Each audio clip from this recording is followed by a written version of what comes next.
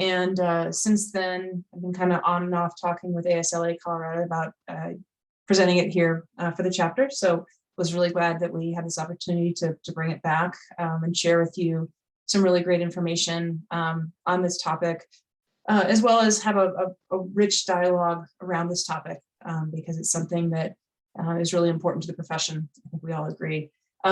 As kind of a housekeeping piece, this is a very safe space kind of conversation. So we really hope that people take the opportunity to ask the tough questions, ask the challenging questions, and really kind of dive into this at a very deep level. So with that, just real quick, I have to thank all of our folks at ASLA Colorado for doing this, as well as Chris and Gretchen for joining me on this panel today. So with that, and like Carl said, obviously any questions you can put in the chat, and we'll leave time at the end for Q&A. So our objectives today, just real quick, we just want to explore the diversity, the benefits of diversity in landscape architecture, courtesy of some really smart folks down in Florida. We have a ton of data on gender equity in landscape architecture and the implications of that. So we kind of really want to dive into that because I think you'll see it's really compelling and tells the story of what we're going to get into. And then we're also going to, at the end, touch on with stories and topics from Gretchen and Chris, how other folks, leaders in the practice, have really dived into gender equity, whether it's a small firm or a large firm. And then one thing that we didn't have time to do in San Diego, I know we won't have time to do today, is talk about how you build a gender toolkit for your firm. I'm going to include this information at the end, and after the presentation, we will certainly share this deck with everybody. So you'll have those tools and that information to take back to your companies. But it's a great add-on piece. We're just not going to be able to get to it today. So just just kind of dive into it. Are we really missing women? The thing we hear a lot, I hear a lot is, I went to school with all these women, right? Or I work with all these women, but why do women leave the profession, right? Or, do we all know somebody who's left the profession for a lack of support? It's symptomatic, obviously, in our profession. It's not exclusive to landscape architecture. We're going to dive into some data later on around architecture as well. But this is really, kind of the premise of why we're here today is, why are women leaving? What can we do to change that? And how do we, kind of positively make change in our firms? This is out of a study from Canada, not very different than a lot of equity, gender equality studies you see in corporate America. Companies that have gender equity have stronger financial performance. They have more innovation and team performance and collaboration. They have enhanced operational performance. They can attract and retain talent better. So there really are, for companies, quantifiable metrics that lead to profitability, right? And don't we all need to, at some point, address profitability, right? So there's a lot of these indicators around equity that there are positive indicators towards performance in companies. So I'm going to dive into the research. There's a lot here. I have to, oh, what just happened there? Sorry. My screen just got really big. Bear with me. So TJ Marston, she's a landscape architect out of Florida. She's also a professor at Florida International University. She and Samantha Solano deserve 150% of the credit for all the information that we're going to get into, as well as her contributing team. They have been tirelessly diving into this. Thankfully, they've received grant funding to be doing this. They are continuing to do the work. I will say the data that we present today is a couple years old. I know TJ has been updating it, and I'm certainly happy to follow up with her after the presentation if anybody would like more recent data. But they are dynamos in this, and we owe all of this to them. So I wanted to make sure to give them credit on that. So the career ladder, like where are the women, right? The existing data, and we're going to dive into this really deeply, shows that as women move up the ladder of the career in landscape architecture, there are fewer and fewer of us. The thing that TJ and her team really wanted to figure out is Where are those missing links? And what's the reasoning behind it? So, here we look at, and we're going to dive again more deeply into this, but, as of a few years ago, we were graduating 55% women versus 45% men in programs. Lair candidates, we were almost equal. But then when we started to get into licensure, you can see a significant drop off. So they really wanted to look at the data to understand why that's happening. Part of their data goals were just to understand the gender ratios by stage. And I think you'll see that they've done a really wonderful job of that. They also looked at the location of gender distribution, right? Is this a regional thing? Is this a local thing? So they wanted to really focus on that as well.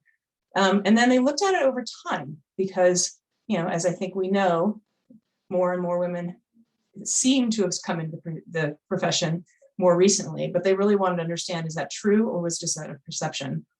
And then they really wanted to get into the analysis of it and the projections to understand the why. So nationally, I apologize, I don't know why my PDF is going crazy on me. Can everyone see that? So if we start with, accredited degrees, 55% women versus 45% men as of 2017. And the timeline at the bottom, you can see fairly consistent equal ratio right over time. And then they've had data specific to certain states. This is where this came from. I'm guessing that if we get the most recent data, we'll have more states filled in, for example. But so really looking at state, but also nationally as a trend. When you look at Olmsted scholars, 66% are women from 2008 to 2019. 55 women versus 28 men. And you can see the distribution up here nationally. But as you see, we're starting to work up the kind of the ladder, right? So then we look at ASLA student awards. Of all of them in 2018, there were 69% women. Between 2004 and 2018, there were 55% women. When you look at honor awards, 69%, excellence awards, 65%. Okay, so again, we're moving up that ladder. And when we look again at the timeline across the bottom, we start to see a trend moving up. But then, interestingly, when we hit the Lair candidates, for the first time, women drop below 50%. So using those metrics up to now, women have exceeded men. Now, all of a sudden, we look at the CLARB numbers, and we're at 47%. We have 2 years of data here. Obviously, this is information that still needs to be filled in. So what is it about kind of that next step, getting our folks licensed, that we're losing women? We look at out of 4,500 women, 4,500 women, 27%. Average licensed landscape architects from CLARB sample size, 71% men, 27% female. So significant jump, right? Chapter presidents, our numbers are getting lower, right? Between 2016 and 2017, they were 30%, 32% in 2018, 2019. Again, they looked at geographic distribution. Numbers are dropping again, ASLA presidents from 1901 to 2018. Now, granted, that's a long spread, we get that, but only 12% of ASLA national presidents have been women. But when you look in the most recent decades, the 80s, 90s, and 1984 was the first year that a woman was ASLA national president, there's not a significant jump in those numbers, right? That distribution is pretty consistent there. Council of Fellows, very similar, 16%. Later on, Gretchen's going to talk about our fellows in Colorado. We have 43 total, only 6 of which are women. So that's about 13%. So it's pretty consistent with this number here. But as you can see, that number has been growing over time, but not at a percentage that's keeping up with the men. ASLA professional awards, similar story. The number's getting smaller and smaller, right? We're at Almost 10% of women-led firms between 1981 and 2018 were firms that won awards. And again, if you look at the distribution here against the bottom, fairly consistent. Individual awards, 23% women. And this is an area, as TJ's noted, that they're updating information, so we should have some more there. ASLA medals, 20% women or women-led firms between 1971 and 2019. But between 2003 and 2019, that number is not significantly different.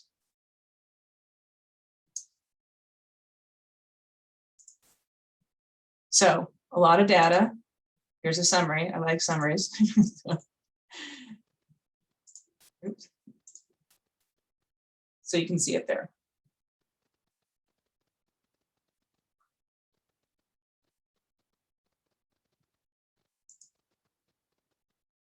So now shifting gears slightly, there was a Women in Architecture survey done in the UK in 2017. They looked at workplace culture, pay inequity, and the effect of children on their career of women and men in the architecture practice in the United Kingdom. When asked if women and men had felt discriminated against, harassed, or bullied in the workplace, here are the statistics from that survey. So as you can see, is statistically significant, larger number of women had felt discriminated, harassed, or bullied in their workplace as an architect. This one floors me. On the left, it's the US. So of US architects, women make 20,000 less. Over here, at principal or partner level in the UK, women were making 58% less salary than their male counterparts. That might make me want to leave a firm, by the way. When asked about the effect of children on their careers, women felt that 60% felt there was a detrimental effect if they had children. Only 9% thought that there was a beneficial effect of having children. 30% thought there was no effect. And then when we looked at the men and women perceptions of who did equal share or who had more responsibility, you can see again that there is a disproportionate ratio of perceptions here. It was interesting. On a side note, there was a Shankar Vedantam, who does the Hidden Brain podcast. He did a piece that I heard, I can't remember how long ago, about, again, perceptions in couples of who does more work when it comes to the children. The most equitable couples were lesbian couples, because both the women felt it was their responsibility to take care of the children. The least equitable were same-sex or were heterosexual couples. So it kind of reiterates the same information. Okay, so a lot of data. Again, went through that very quickly. Again, we're going to share this deck with you all after the fact so that you can really dive into those graphics, because they're pretty fascinating. So why is this important? Well, 6 out of 10 graduates in landscape architecture are women. So we are alienating, or we're risk alienating, a large percentage of our young, talented, and creative workforce. Having equity, like I talked about earlier, it drives innovation, it increases creativity, it eases in recruitment, it avoids high turnover, which also eases in recruitment, and it captures more of the marketplace. When you look at the buying power of women versus men and the decision-making of women versus men, oftentimes it's women. So having women working with women is important for success. But here's the other thing. You can increase your profitability, like I mentioned earlier, 14 to 19% by having a more equitable workforce. And we care about it, right? So above all else, this is kind of the piece, I think, why we're all here tonight, really. So with that, I want to just transition really quickly to our team. We're each going to give you a little bit of background about what we have done and experienced in our own firms around this topic. And then we're going to dive into some questions for the panel as well. So again, I'm Kate Douglas. I was formerly with Brightview Design Group. formerly with Valley Crest Design Group, formerly with Wenck Associates. Last year, I changed my role significantly, and I'm now a director of commercial sales for a sustainable fertilizer company out of San Diego. I'm joined by Chris Hilt, who is president of CLH Design down in the Carolinas, and she is with us on Eastern time, so we are very thankful to have her with us late this evening.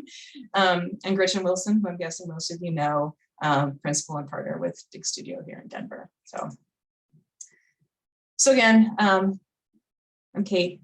Here's all my information, and it'll also be in the deck, so if you want to get in contact with me. Chris, obviously, and Gretchen.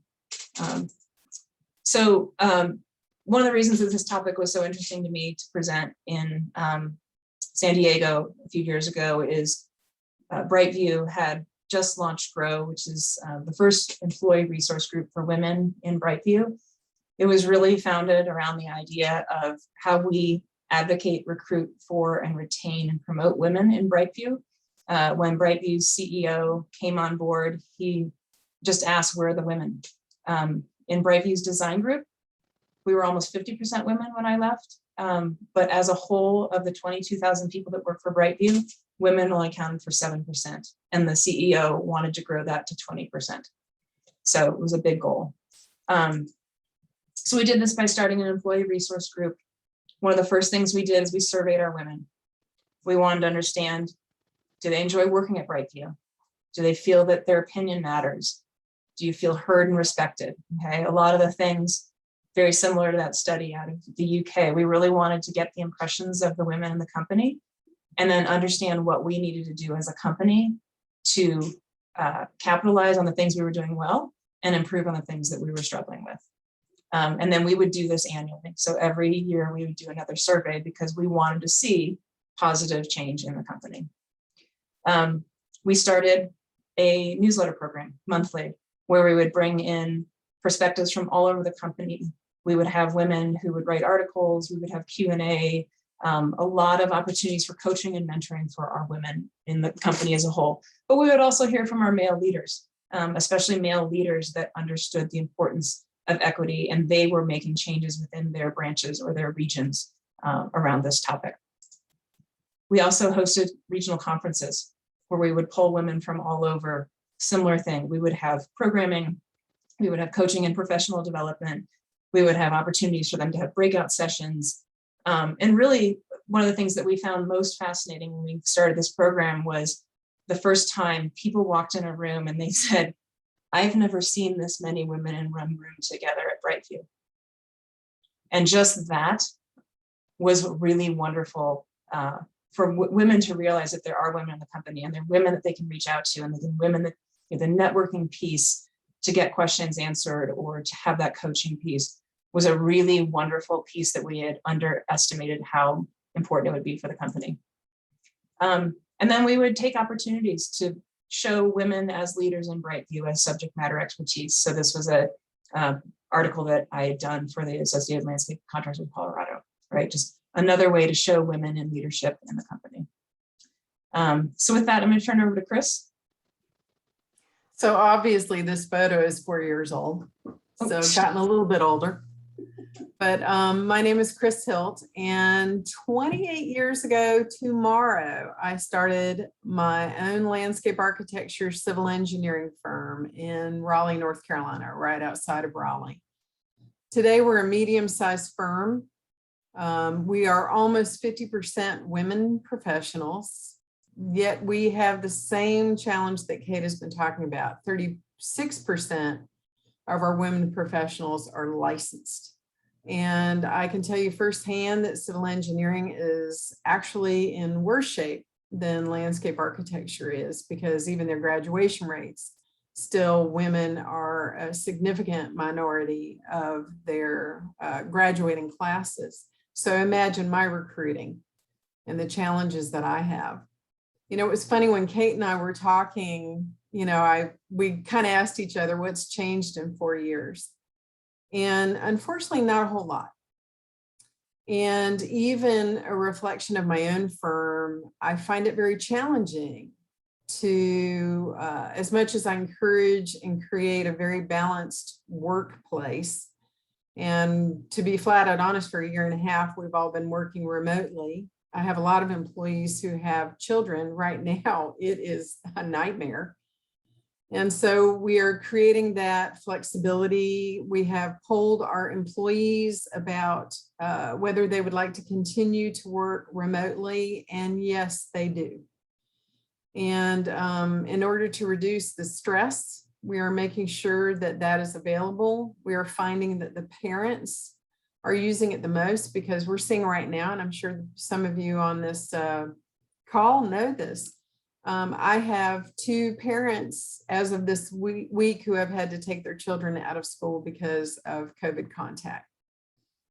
So I think it's very important as employers that we keep that flexibility, that adaptability, and support our employees. So Kate, this is one of the things I think has changed significantly. Is I think, you know, at CLH Design, we were always pretty empathetic. And I think I was empathetic because my son was 16 months old when I foolishly started my business. And so I really, really understand what it's like to be a woman who has their child falling asleep in a tent underneath their drafting table because they have an ear infection. But one of the things that I would say very differently, and I'm saying this right now to all of you because I want to stimulate this conversation. And here's my question 4 years after giving this presentation at National ASLA. Are we selling ourselves short? I have done a lot of encouraging and created a very adaptable and flexible workplace. Yet I am still seeing that I'm not getting a great deal of enthusiasm about leadership positions within the company and sitting to take the exam. And there is a significant difference between the enthusiasm of a male candidate, in particular a white male candidate, about becoming licensed as quickly as it is available to them, and then female candidates. And now I want to put my other hat on. I'm the chair of the state licensing board in North Carolina. And something I'm very passionate about, and we'll be talking about in 3 weeks at the CLARB conference, is we don't have just parity between women and men. We have parity in minorities, in particular, first generation college graduates from low-income families. So the concern for that, and then I'll shut up and move on because I want to hear what questions you all have. But one of the concerns that I have about that is we're in a global market now.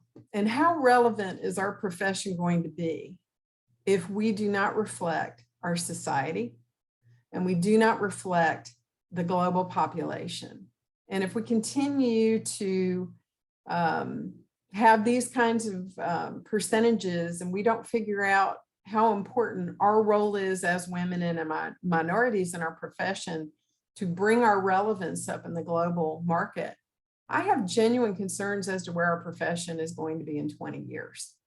And I like to say that the bright and talented 5-year-old who's walking into kindergarten this week, we better work very hard to encourage that 5-year-old in 20 years to become a licensed landscape architect, or we are going to be in big trouble in the global market. And if you look at the percentage in the United States and how soon whites are going to be a very big minority in our country, how are we going to market ourselves unless we reflect our society? So with that, I'm going to pass it on because I know I got to be passionate about this in 3 weeks too. Thanks. Thank you, Chris. Hey, everybody. I think I know most of you on the call, but thanks for joining. I'm Gretchen Wilson from Dig Studio, and I just wanted to open this up with, I grew up in the South, and I grew up with mixed messages. My father was really bold in telling me in the South that I needed to get a job because there were too many people out there getting divorces, and I needed to be able to stand on my own and take care of myself. And so and I was more of an outdoorsy girl. So but I still played with dolls, and I had all these influences of society that these were all the things that I needed to be and that I needed to do, and these messages speaking down to me as a woman. But that being said, you can go to the next slide there, Kate. I've been really interested in this issue of gender within our profession. And I have a slide later on that talks to some of the statements of younger women than myself at DIG, who maybe didn't have the same experience growing up, but you know, does landscape architecture have a racism issue? And this goes on. This is from Christina Hill from UC Berkeley, and my good friend Anna Bierbauer alerted me to this very brief article on Medium that she wrote. And her claim is that design firms and design educators support this culture of white, patriarchal, colonialist supremacy. So we all need to think about that in our firms and in our work, obviously, but it's a bigger societal issue, we all know, but we all need to address it in our work. So next slide. You can see here, I just found this funny photo of these gents here, you know, in their cape-like coats and their little fancy hats. And these are all the guys credited with designing Central Park. But these are the 6 women fellows from Colorado. And I just thought, wow, we have 43 fellows and only 6 of them are women. And, you know, I've spoken to Allison Mendenhall about this, but I do think that this is a problem. And it's not just in Colorado, but it's throughout the country.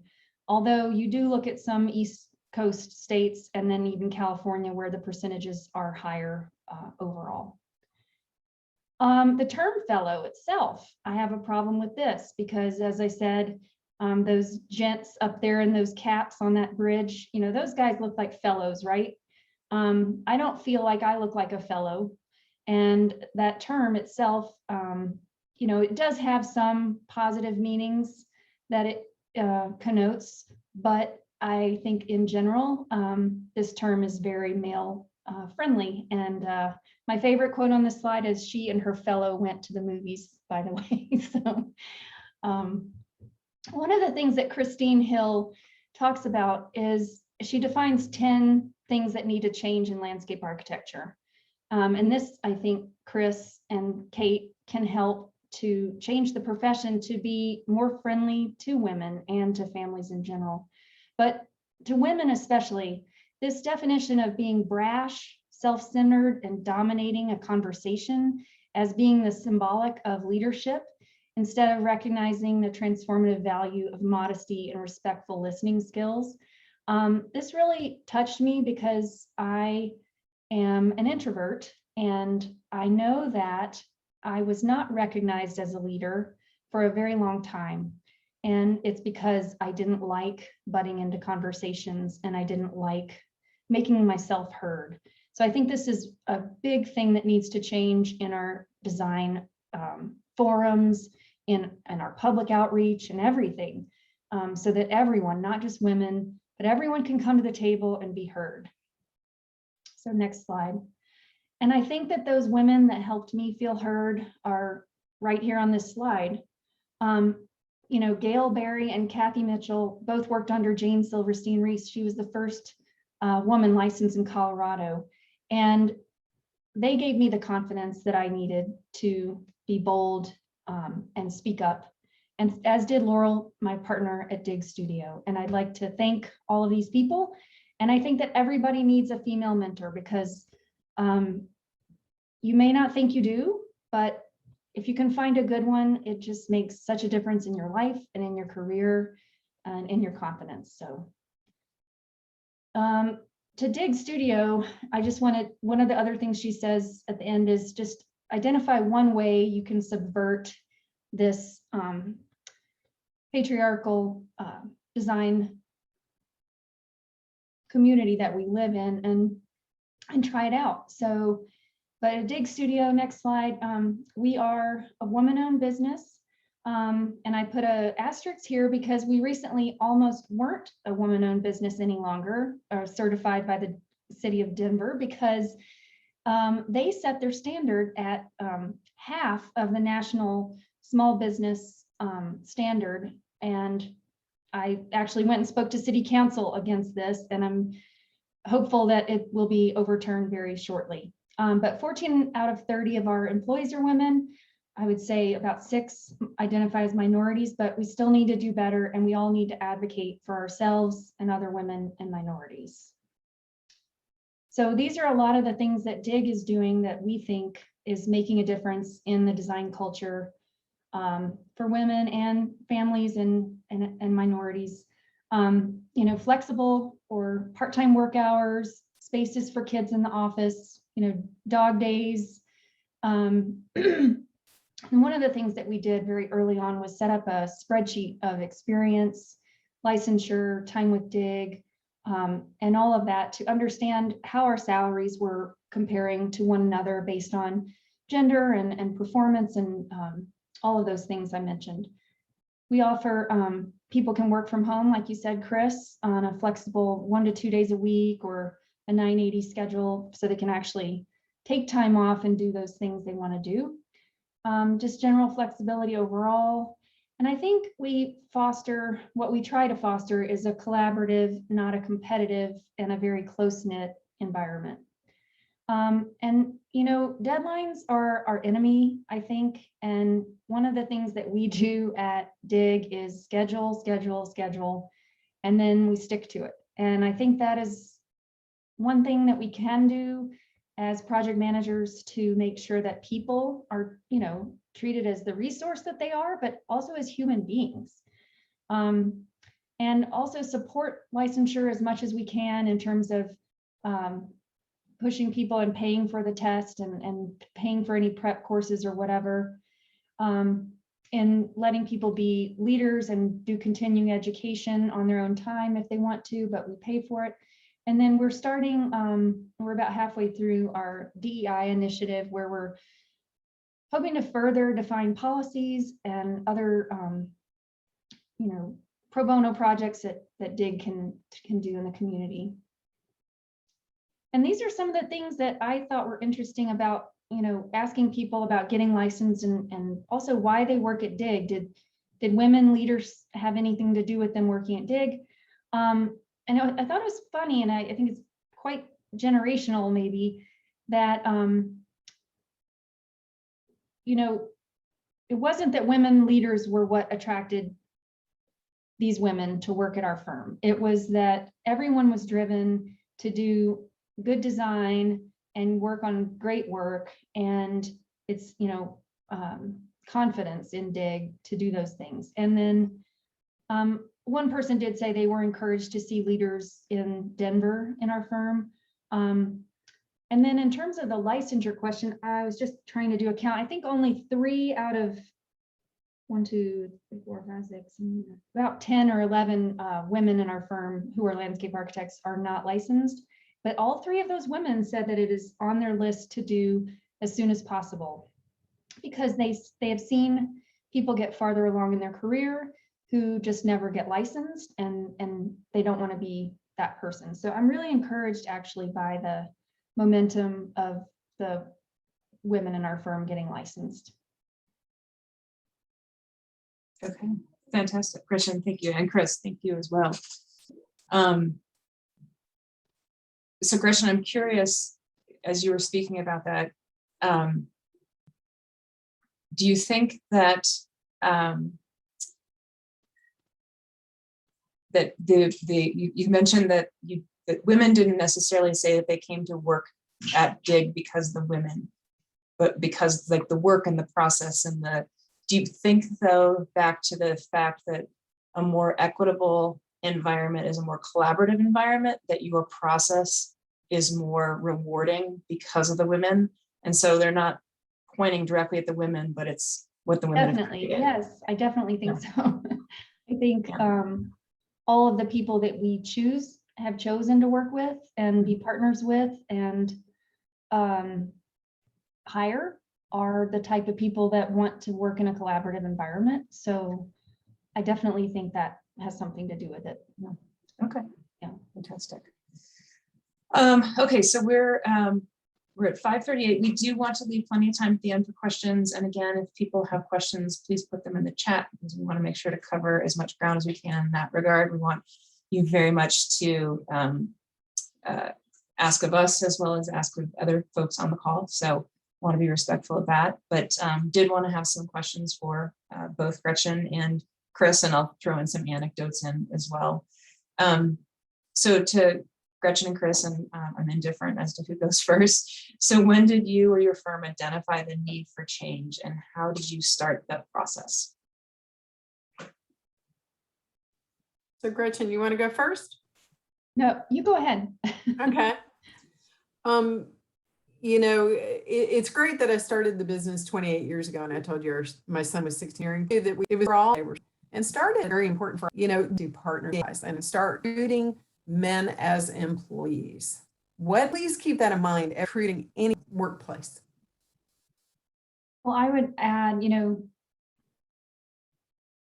it's not, for us, it's not even just people with families. I think well, not just people with kids, people with families. And I think we have employees that have gone through family stress, family health challenges. You know, we have been, I think, you know, people that have had to follow their spouse overseas. And you know, we didn't actually identify the need for change. We started in 2012, and I think we started out knowing that we wanted to support our staff and support individuals in supporting their work-life balance. I think we came from a place that probably had less of a focus on that, and we wanted to definitely incorporate that into all of our thinking. We did identify that we needed employee policies about 2 years ago. So we finally got that done. And that sort of solidified some of our policies and practices. But I do think it goes for more than just people with, you know, children. It's got to be open for everyone, and making sure people need to go to appointments and all of that. We just have, our process is just communication. We hope that everyone just communicates with us, and that's how it works. Yeah, Gretchen, since you bring that up, Chris, I think you may recall this. So when we did this panel in San Diego, there was feedback that people that, you know, were single, didn't have children, they felt that when there was better flexibility in an office, so that the people with children had to go home for a sick child or for an appointment or whatever, that they felt more flexibility because they saw that happening. Because when we talk about flexibility, we don't talk about that all generations, all situations need flexibility, but we tend to really focus more heavily on, you know, the people with kids, right? Or the people with aging parents, or what have you. So I thought that was really interesting that they felt that significantly, and it became a benefit for them as well. Yeah. Okay, so if you had to pick one initiative that you've made in your firm that had the kind of biggest impact on tackling gender parity, what would that be?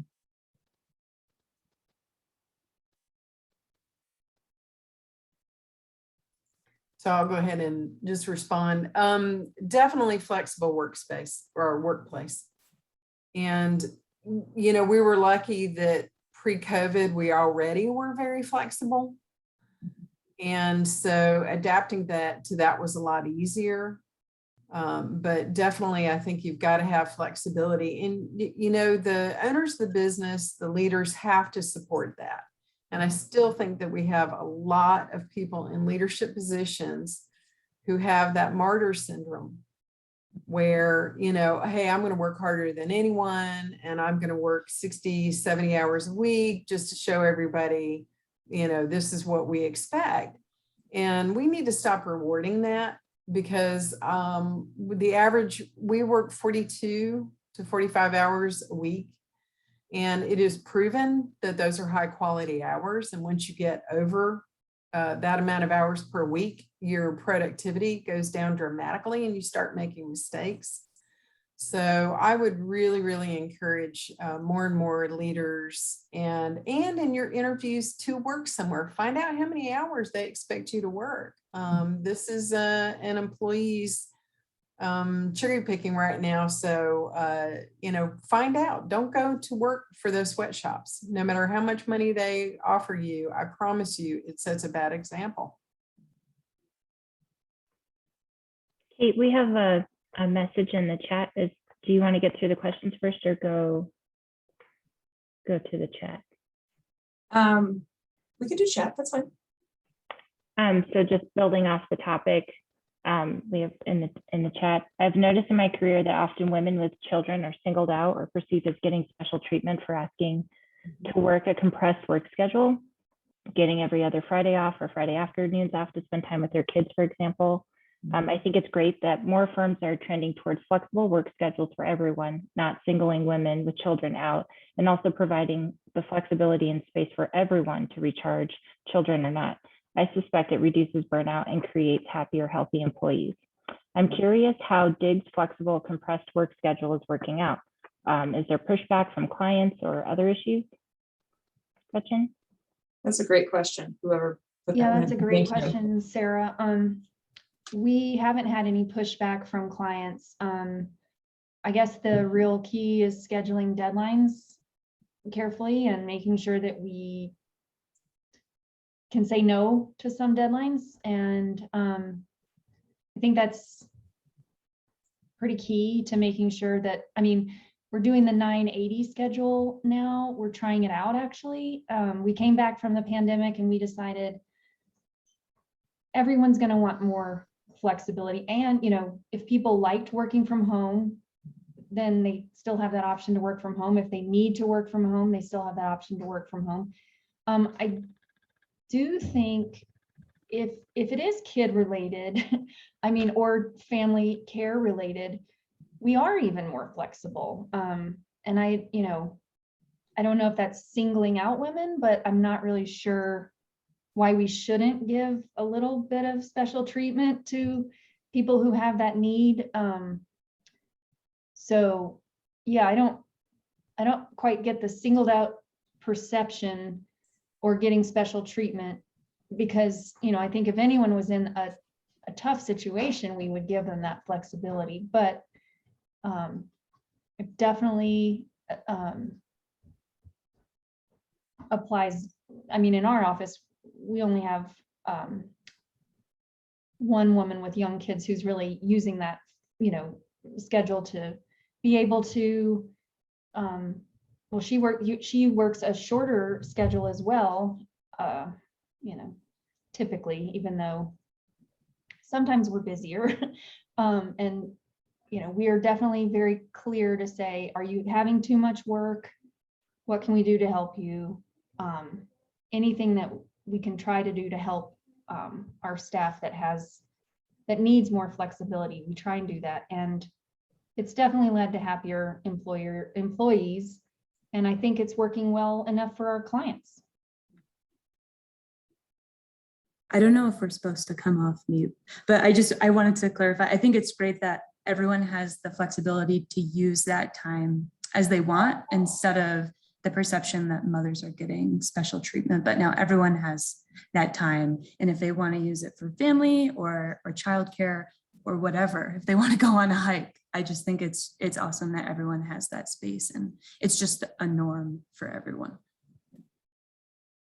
Yeah, So Sarah, I'll say we still expect if however many hours that someone is, working for, we always still expect, and make sure that those hours are being worked for our clients as well. So just want to caveat that with, we are a business and we still have to keep track of all that stuff. So, but we're small enough that we can still keep track of all that stuff. Sarah, thanks for the question. Yeah, I think that Gretchen said something that was brilliant. Schedule. Yeah. We're all professionals. So how you get to that end game, as long as you're communicating within the team that you're working with, then the hours that you work should be your own. So that's something that I think more and more firms are saying, and I really applaud DIG for doing that, because I think that's one of the big paths to us getting more parity. Yeah. So switching gears to kind of some of the biggest challenges, the initiatives you're making within your firm. I wanted to anecdotally share. So when we would do our regional conferences with Grow, we would do a work-life harmony panel where we would bring 4 different women from different aspects of the company in to just kind of dive deeper into the concept of work-life harmony, or the lack of concept of work-life harmony. And it was interesting because we always asked about the flexibility issue and the, kind of work from home. And it was interesting because, Brightview is a big company. It, as a whole, separate from design group, it is not set up for people working from home. The majority are people that are out in the field, but for the people that were in the office, part of flexibility to them was working from home sometimes. And what we routinely heard from management was, you have to earn that. You have to come in, you have to prove to us that you are reliable and you get your work done, and then you can work from home.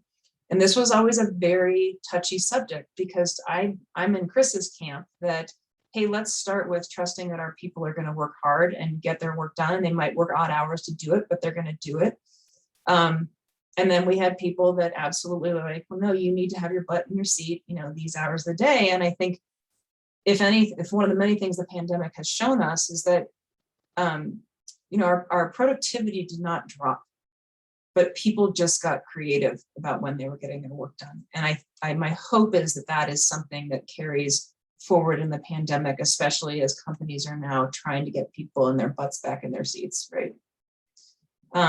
Gretchen and Chris, are there big challenges that you all kind of would point to as well?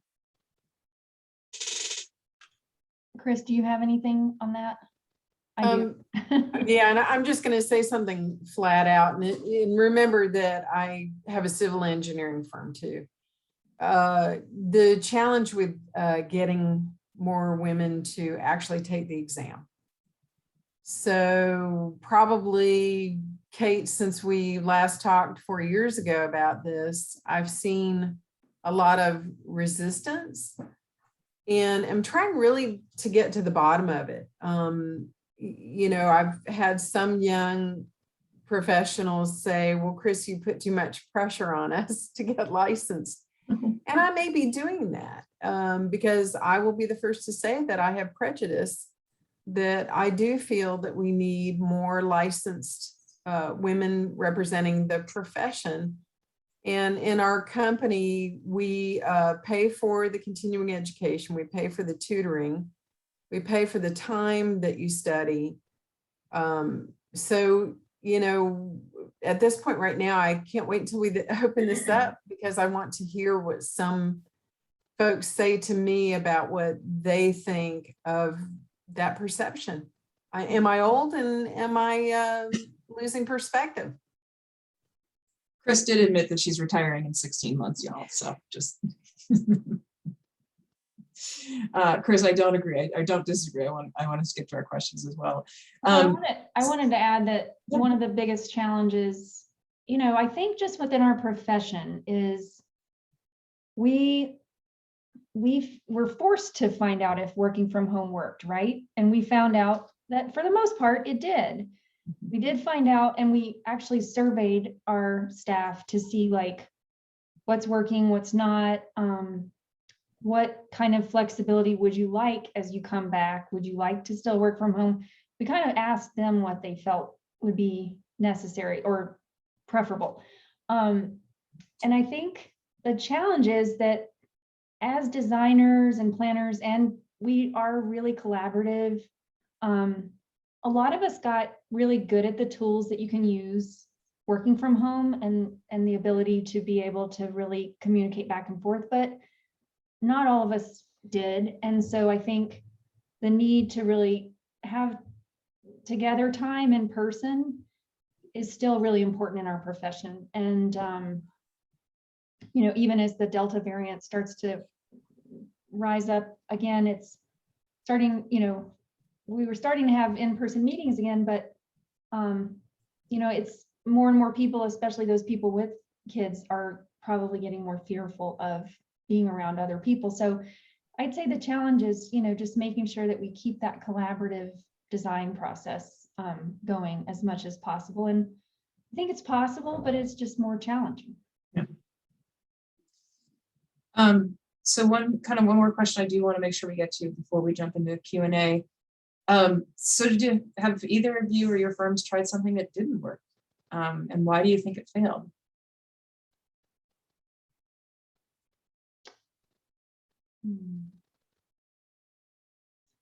We tried comp time. What is that?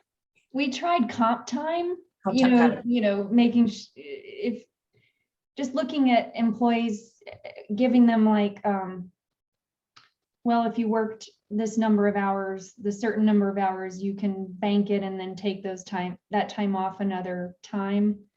That didn't work, and I don't really can't give a good explanation of why it didn't work. Well, some people took advantage of it. You know, it's always, that was just a tough one to figure out. And then we, instead of doing that, we took a break for a while, and we decided we would just really keep track of people that were working their tail off and then give them that extra day, you know, the following week off. So that was what we failed at, but moved on to something else better, we think.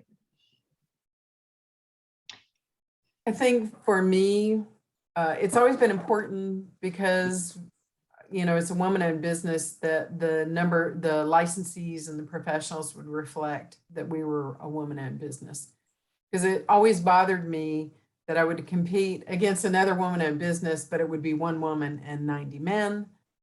And I felt like, you know, we should reflect what our leadership is, and we're not there yet. And that is a challenge. And I think this is across the board, what our profession is experiencing and what architecture and engineering are experiencing is we can encourage it, we can incentivize it as much as we want, but I think there's something else going on there. And I think we really need to open up the dialogue, and I want to hear from y'all tonight. Yeah. About what are the other reasons why our professions, even with the strongest encouragement from women leadership, still our numbers are low.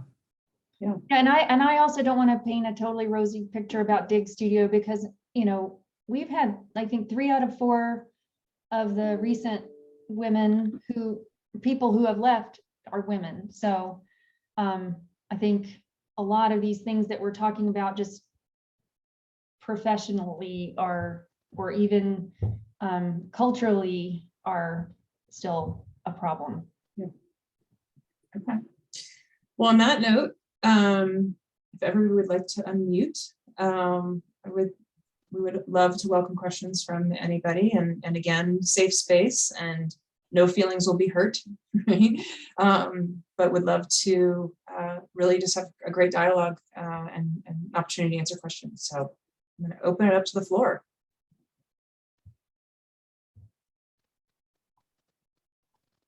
Or you can still type them in the chat if you want. Right, exactly. Right, for the introverts, yes. Thank you, Gretchen.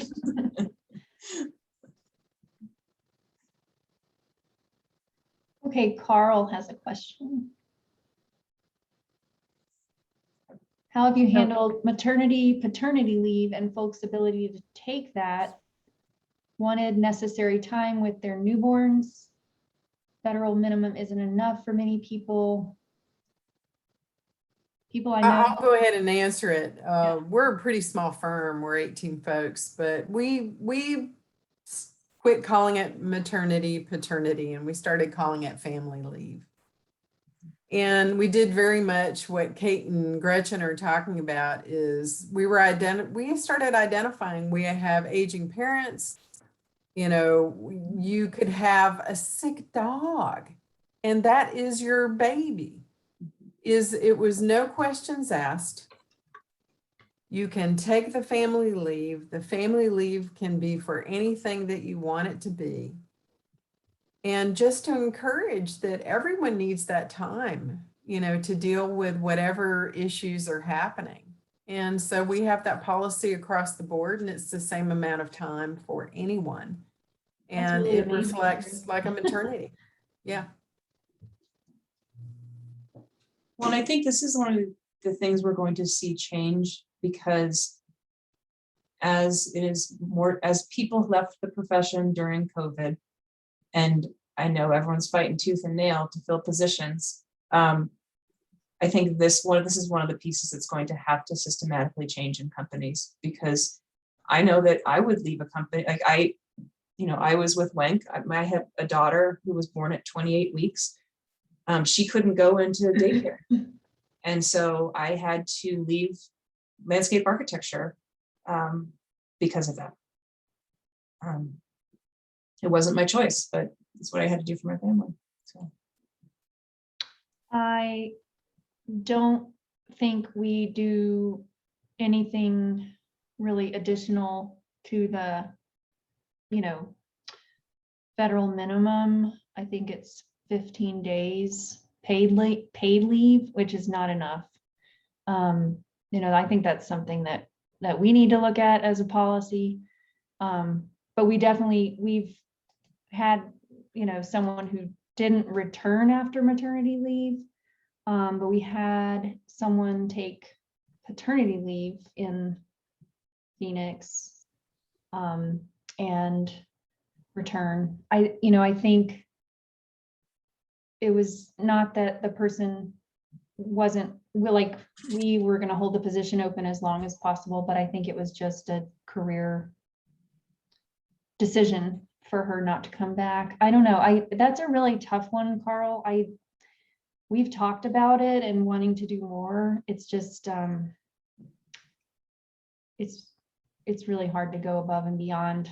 I don't know, Chris, if you have any thoughts. well, Carl, I think so. Brightview has 2 design studios in California, one in Los Angeles and one in Orange County. And I know with the new California mandated paternity leave policy, that people in those studios have taken advantage of that. Carl, I'd be happy to follow up with them and see what kind of the experience was there and how the studio kind of adapted, because that is a significant amount of time that firms aren't used to having their people out for, and something has to shift, right, to make up for that. So I'd be happy to follow up and see what I can find out.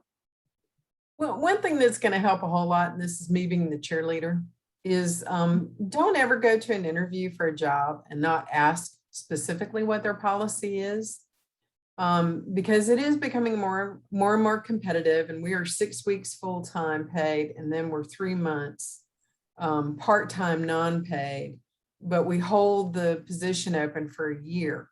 That's kind of unusual, but once again, that's because probably it's a woman-owned business. So that's one of the things that we can offer. And it does get really good candidates that way. We also really push our dads or adoptive parents to take that time. And it really has to be embraced by all the leadership and encouraged by all the leadership. So I think it's also very important that you gauge all that leadership before you take that job to make sure that you feel supported, and talk to people who work for that company and make sure they're supported. I think this would now be a good time to also bring in the generational piece. So, I'm Gen X. We just work hard, right? We don't think about ourselves.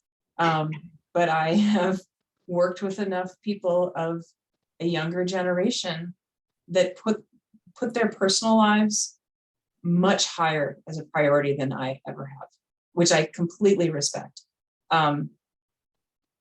But I think it is an interesting challenge, because when leadership is of a generation that they feel guilty not being at work, or to Gretchen, you bring up the martyr thing, right? That, we're going to put in, or Chris, you're right, like, I'm going to put in 70 hours and show what hard work looks like, right?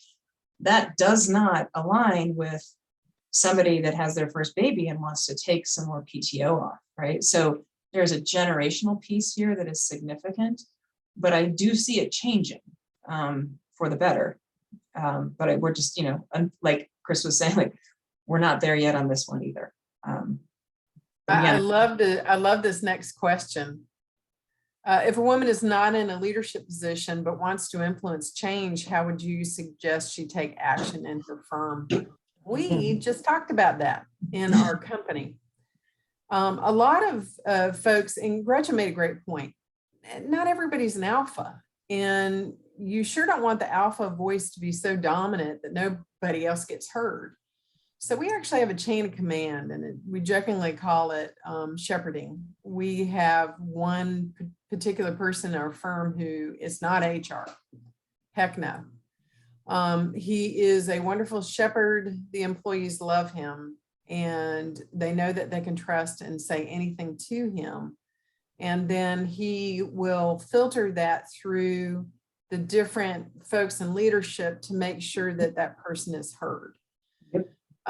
Absolutely important to have that level of trust. And it is incredibly painful to me to find out that an employee leaves because that employee did not feel like they were heard. So definitely there has to be, every person within a firm should have someone, a mentor that they can speak to, and it is a safe person to talk to, and that person will help to be the catalyst for that change and for that voice. And so we found that out. Yeah, Chris, you bring up a great point. We talked in Grow, we talked a lot about amplification. Women are horrible about amplification. And I just did it to you, Chris. Chris made a great point, and I said, Chris, you just made a great point, right? Because oftentimes people don't hear, but if a second person says it, they hear it then. Or if that person, views me as a leader or has more respect for me, they'll take that amplification differently than the original communication. And so we talked a lot about that in Grow, is as women, and just in general, as people in firms, when your colleague says something that is really smart, is really helpful, is really support, whatever, amplify it. I think this is so funny because I would also caution, I think Chris said, make sure that's a person you trust, and make sure that there is an environment of trust. And then that amplification thing is funny because I can't tell you how many times in my career I had an idea and I did say it, but then a guy said it. Oh yeah. And it became his idea. So I would, if someone does that to you, which I was too shy to do, call them out on it and say, yeah, I just said that. That's what I just said. Yep. So anyway, funny twist on that recommendation. I also think there's so many ways that anybody in companies can lead. It doesn't necessarily, I don't have to be a project manager, or I don't have to be on principal track, but some of those really subtle shifts. And I think it's really listening to the people that are kind of your peers in your organization, and you're going to start to see trends that, gosh, we all would like snacks in the break room, or we all would like, whatever. Those are some of those opportunities to learn how to listen and organize, present. I was very fortunate at Brightview. We had a managing director who, and even our managing principal in Denver was like, if you come to me with a good idea, I'm not going to say no, right? So, start with those really little ideas.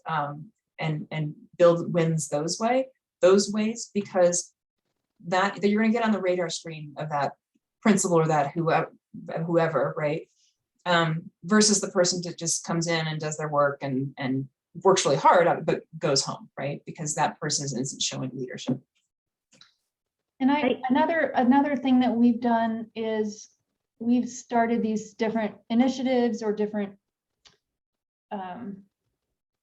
guidelines for the firm, and we've given ownership of that to different people. And it is interesting how many women stepped up to take those initiative kind of leadership positions. So I would say that's another way to influence change is, if the company is looking at writing standards or policy or something like that, try to get involved, and then that way your voice is often heard. I would also say to model the type of leadership you want to see from your leaders.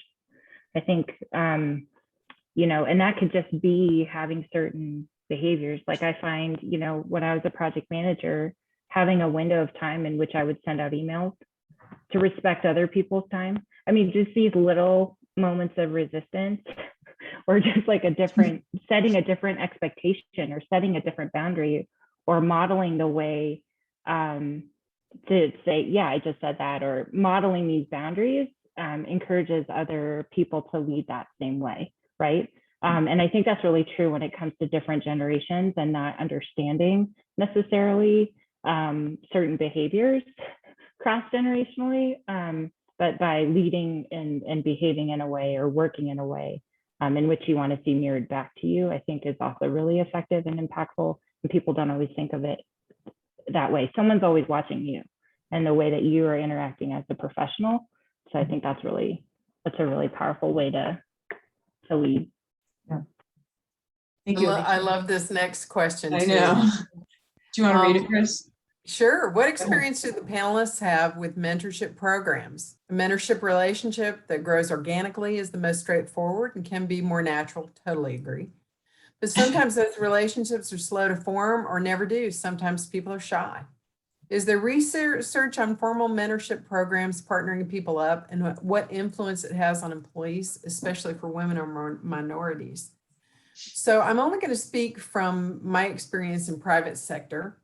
That I am on the advisory boards for North Carolina State University's graduate program, and I'm very proud to say that one of the 2 historically Black university programs in our country, sad to say there are only 2, but North Carolina A&T, I'm also on that advisory board. But that doesn't mean anything.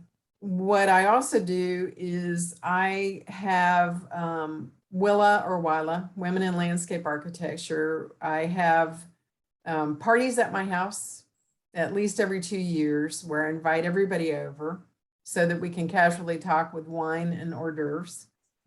I also meet one-on-one. North Carolina State University actually has a partnering between professionals and individual students. Right now I have 2 students that I am mentoring, and we mentor them through the program. It's a 3-year program.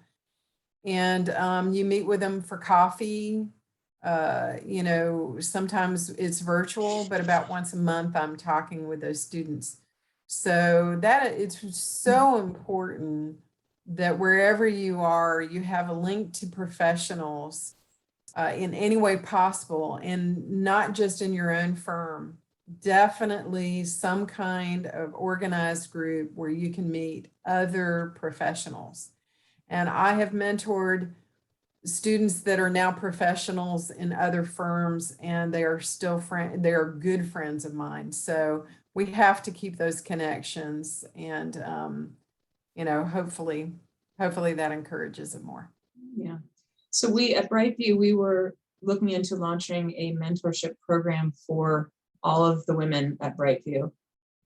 And so to your question, is there research or informal mentorship programs partnering people up, and what influence? What was interesting is we did not find anything decisively that suggested that a formal program was better than an informal program. We just knew at the scale that eventually that we wanted to launch it for, that we needed to do a formal program. And within that, you know, we had a hierarchy and a structure, and we had suggested meeting cadences and expectations and opportunities, so that if people, you know, weren't clicking with their mentor, they could, you know, exit and find a different mentor. But then we also absolutely nurtured those non-formal ones through, you know, those, like Chris is saying, those networking opportunities, or within the studios. So, you know, you definitely can have success with both. I think the most important thing, though, is the connection between the people. I mean, we've all had fantastic mentors, and we've also had folks we thought that's never going to lead to a mentoring relationship, right? You know, it's interesting, I saw that Allison Mendenhall was on here, and I don't think Allison Mendenhall knows that I consider her not necessarily a mentor, because we didn't have any sort of formal relationship like that, but I always look to her as an example. She and I are very different personality-wise, and I really learned a lot from following her lead. So, Allison, thank you.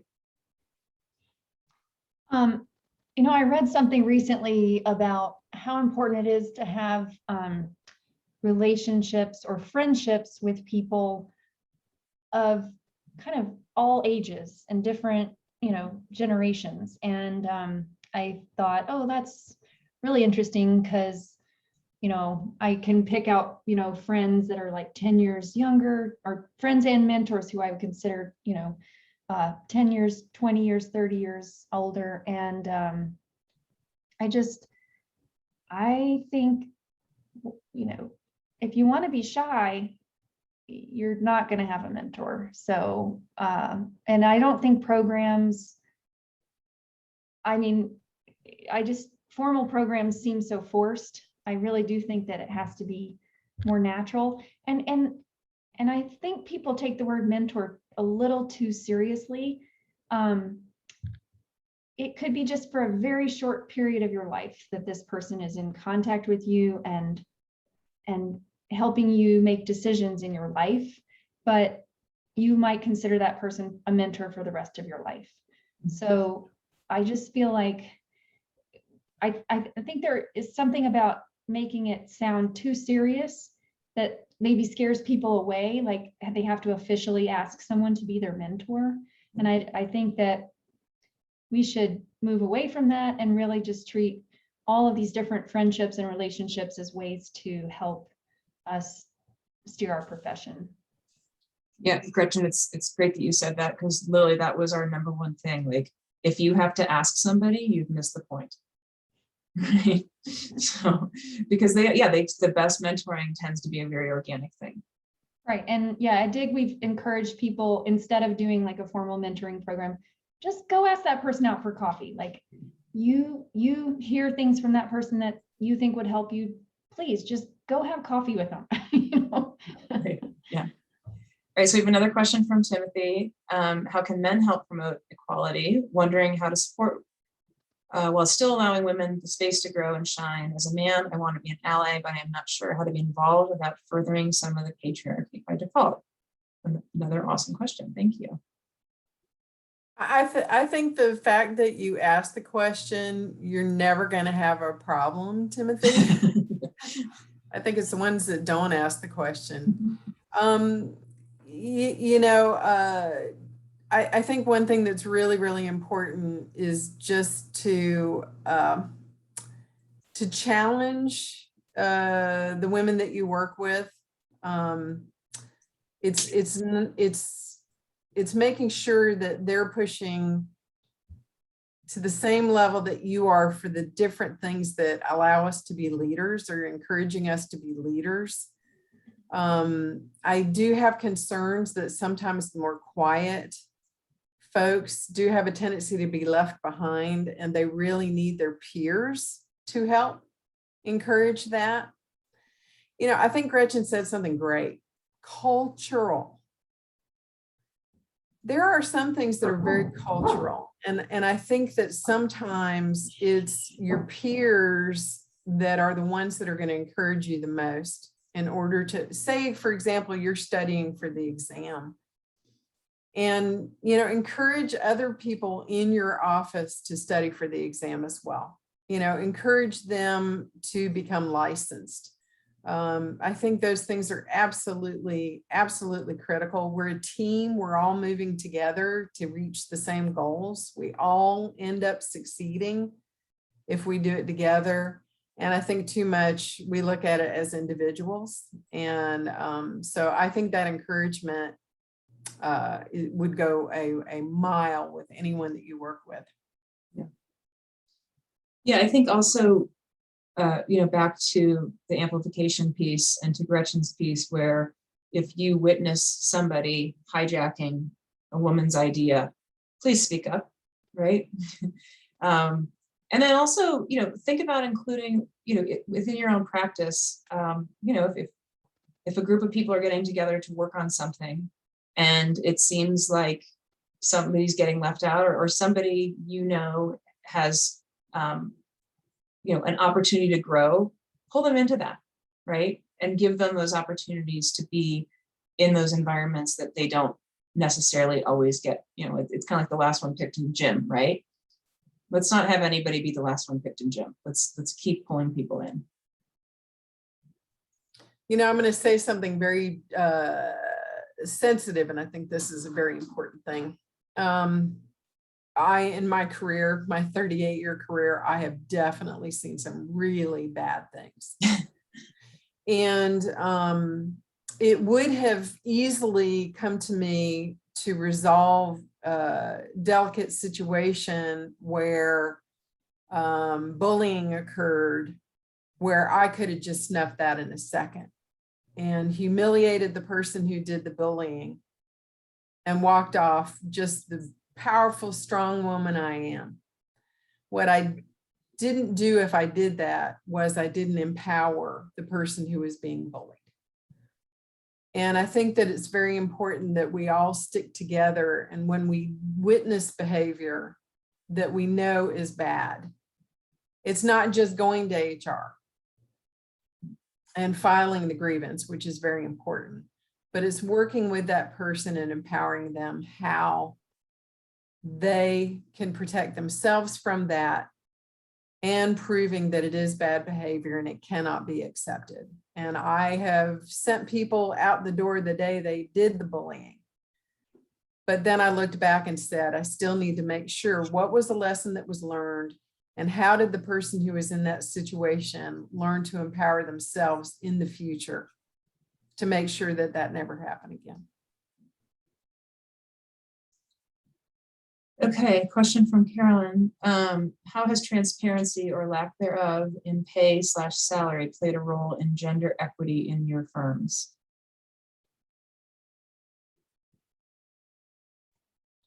So, Ooh, it's a tough one. yeah, this is a tough one. Well, we don't have full transparency currently on salary.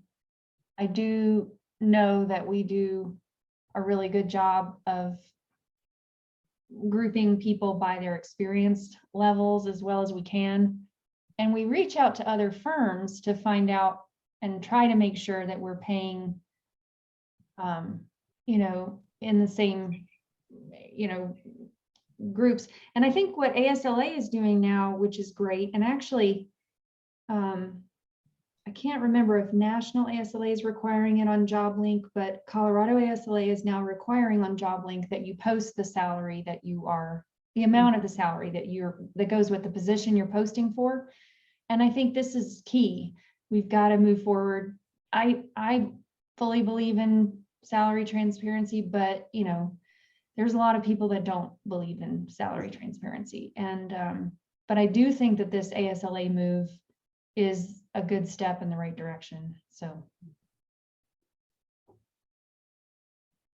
transparency is a tough thing. I'm the president of the company, and so I'm not as egalitarian as most. I'm in private sector.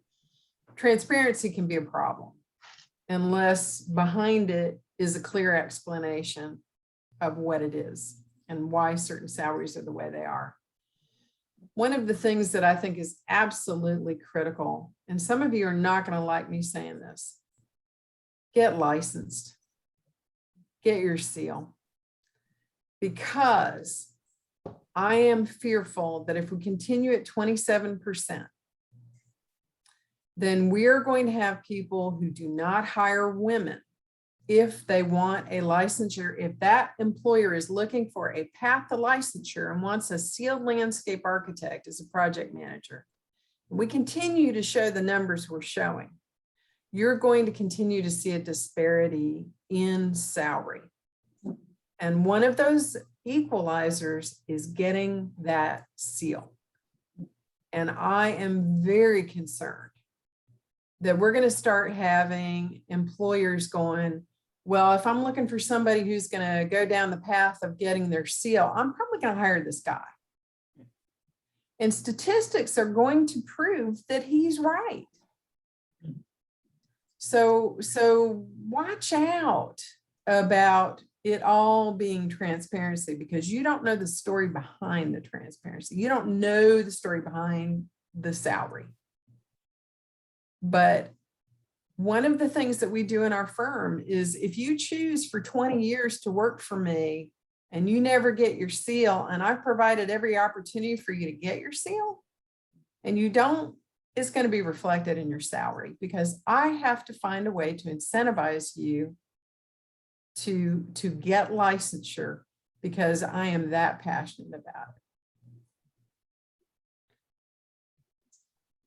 All right, so we have 4 minutes left. Would love to take some more questions. If not, I would be very happy to just super quickly go through the gender equity toolkit if people would find that of value. Obviously, you can still put questions in the chat, and we can go from there. But again, I have to thank TJ and Whitney for putting this together, and this will be in the follow-up. But kind of to what Gretchen was just saying, step one, do your research. Find out what your firm is doing and how it compares to the competitor firms. We found after our presentation a couple of years ago in San Diego that people felt empowered to go back to their companies and dive into what their companies are doing, what their competitors are doing, and how they can equalize that. So there's some tools in here that you'll be able to see that we'll send to you, and ask for help, right? This is not something that is just a millennial issue or a Gen X issue or whatever. This is affecting all of our organizations, and we all need to be part of the solution. As we talked about, create flexibility. So think about how, again, at your companies, we can be doing some of that. And again, there's some tools in here that you guys can access. I love, when Gretchen keeps talking about schedule, that's right up this alley. Strive for excellent communication, right? Let's create a culture that's so supportive that people are comfortable, that you have trust, that, you ensure that you can discuss the importance of deadlines and hours and things like that. And get creative on the tools that you use to do that. And then, provide opportunities for growth. Again, all the things that we've touched on today, but hopefully those slides will give you some kind of concrete places to start looking for information. So that's it. I realize that was a lot. I absolutely greatly appreciate Gretchen and Chris for going down this journey with me again, and appreciate all of you for sitting in and asking great questions and being open to listening and receiving. That's, I think, the biggest first step that we can all make. I know our contact information will be in here, and I know that you are welcome to reach out to any of us, and we will gladly get back with you and start a dialogue if that would be helpful. Carl and Alicia, is there anything else that you have on your list? I don't think so. Thank you all so much again for this. This was incredible. A lot of information to digest, a lot of things to think about and take away. But always on the right trajectory. And again, thank you so much. And don't forget about the ASLA event on Thursday night. Yes, that is true as well. The annual event ceremony is Thursday. You can go to Colorado ASLA's website for more information and to register. They have an awesome agenda planned. Should be a good time. Thank you. Fantastic. All right, take care, everyone. Thank you. Bye. Thank you. Good night.